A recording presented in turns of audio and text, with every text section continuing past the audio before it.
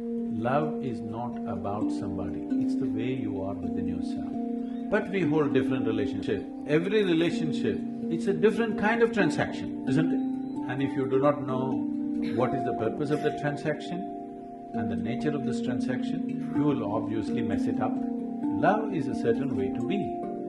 Relationship is a transaction. Transaction has to go by the laws of the transaction. If you try to push it beyond that, it'll break.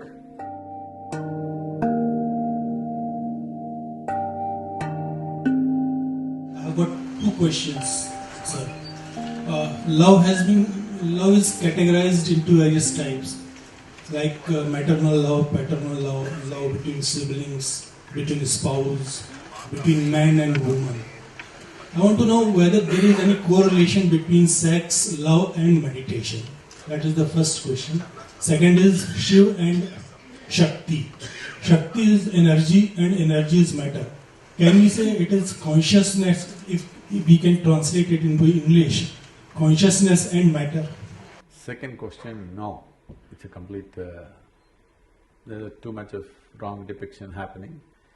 I don't know if we have the time to look at that, because that's a certain dimension of life which has to be looked at in a certain way. For the first one, there is… see, I think we've already gone through this. See, love is not about somebody, please understand. A relationship is about somebody. We hold different relationships with different kinds of people, isn't it?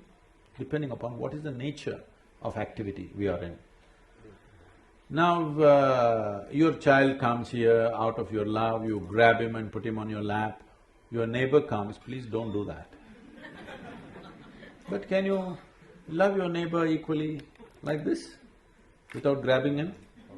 Yes or no? So, your mother comes, you go and do this and express your love. Your dog comes, boo boo boo boo boo, you do. Can you love your dog as much as your mother? I'm asking you. Oh, dog and mother, he's comparing. Stupid nonsense, tell me, when you're really feeling wonderful about your dog, is it any less than anything or any more than anything? Huh? Love is not about somebody, it's the way you are within yourself. But we hold different relationships. Our relationship with the dog is one way, with our mother another way, with our child another way, with a friend another way, with a working relationship it's another way. Relationships are transactions.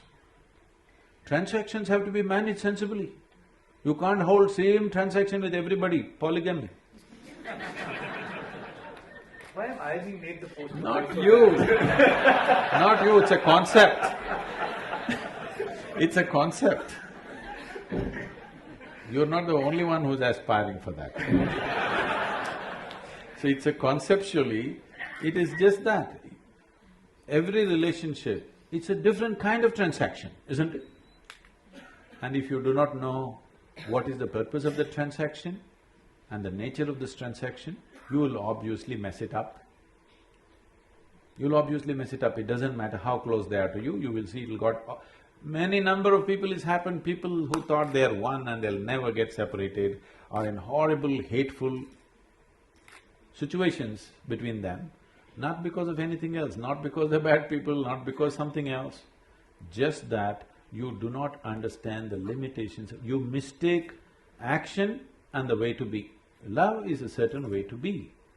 Relationship is a transaction. Transaction has to go by the laws of the transaction. If you try to push it beyond that, it'll break. But how you feel within yourself, nobody has any business with it. Nobody should be able to do anything about it. You feel wonderful within yourself, in your thought, in your emotion, in your body, in your energies. This is the way you should be. If you're feeling sweet in your emotion, you're loving towards everything that you set your eyes upon. But the transaction is different. How I am, how I transact with somebody, I cannot transact with you just like that, isn't it? But I don't have to feel any different, because this is the way I've decided to be within myself. So you need to have this understanding, what is being, what is doing. If this distinction is not there, then you'll mix it up and you think this is that is this. I love you is a fake statement. I'm in love, all right. I can't love you, it's not possible. I can transact with you, in a certain way. But I'm loving. Because I'm loving, the transaction also has that quality. If I'm not loving, the transaction will not have that quality, isn't it? Sir, my question was correlation between sex, love and meditation. Is there any correlation with meditation? Is there any correlation between sex, love and meditation? I thought we separated sex and love sufficiently. Sexuality means… I'm not trying to make a moral judgment on it, I have no such thing about it. It is just that your intelligence has been hijacked by your hormones. When you're 10 years of age, you looked at this boy or this girl, they were just human beings. Suddenly you became 12, 14, you look at them, suddenly small changes in the shape of the body are looking like a whole universe all of a sudden. Yes or no? Why? Because you have been chemically poisoned from internally. This is nature's trick of somehow seeing that you reproduce. Don't think nature is interested when whether you love somebody or you don't love somebody. Nature is interested that you reproduce, because otherwise the species will end. All this drama around it needs to happen because if you simply go for reproduction, you feel like an animal. Having evolved beyond that, somehow you feel uncomfortable. So you want to add all these songs, what are the dialogues? Sing one song from… You have to do all this to make you feel like it's something else, it's not about this. But no, sexuality is just that, hormonally driven. Is it good, bad? There is no such judgment, it's not for you to judge it's good or bad. The question is for you personally, how strong a force is it within you? Do you want to dedicate your life for that or no? That's something that you have to take a call. How is it connected to meditation? The word meditation in English language doesn't mean anything, actually. That's why everybody uses it. If you close your eyes and sit, in English they will say you're meditating. With eyes closed you can do many things. You can do japa, tapa, dharana, dhyana, samadhi, shunya, any number of things. Or you might have just mastered the art of sleeping in vertical postures. Who knows what you're doing with your eyes closed? Different things you can do. So, if we assume that meditation means dhyan, again the word dhyan is being used too loosely, it is not specific in today's usage, but it has a specific meaning. It means that if you sit here, your body is here, your mind is there, what is you is somewhere else. That means these three identities are separate in your experience. Once these three things are separate, then where is the question of asking the process of the body, the process of the mind, what has it got to do with this? Is there a correlation? No, there isn't.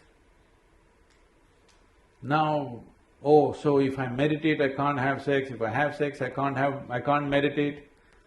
That's not the thing. Meditation is not an act, it's a quality. If you cultivate your body, mind, energy and emotion to a certain level of maturity, you become meditative. It is like the fragrance of a flower. If the flower has blossomed, there is fragrance. If a flower doesn't blossom, you can spray something and go, but it'll not be the same. There's a difference between what exudes from within you and what you put on from outside. There's a big, huge difference. It's a question of life and death. The difference is between life and death. You can even make a dead body smell good if you spray something, but that's different. Exuding a certain fragrance is completely different. So meditation is a quality. Its meditativeness is a quality, not an act. If I do this, is it meditation? No. If I do that, is it meditation? No. If I do that, is it meditation? Yes. This meditation, yes. I think this will put you in the right perspective. It once happened, this was a Sufi master called Ibrahim. Ibrahim gathered a few people in his place and he was trying to train people. One evening, two of his disciples meet and they're frustrated, and one guy says, "Hey, I want to smoke, but I don't know what the master will say." The other guy says, "Even I want to smoke." then why don't we ask him? They decide. They decide to ask him separately. Next day evening, one guy is sitting there in the garden frustrated, another guy comes smoking. He said, "Hey, you're smoking? Master told me not to smoke and you're smoking." That guy asked, "What did you ask the master?" He said, "I asked him, can I smoke when I'm meditating?" He said, "No." "Ah, that's your problem. I asked him, can I meditate when I'm smoking?" He said, "Yes."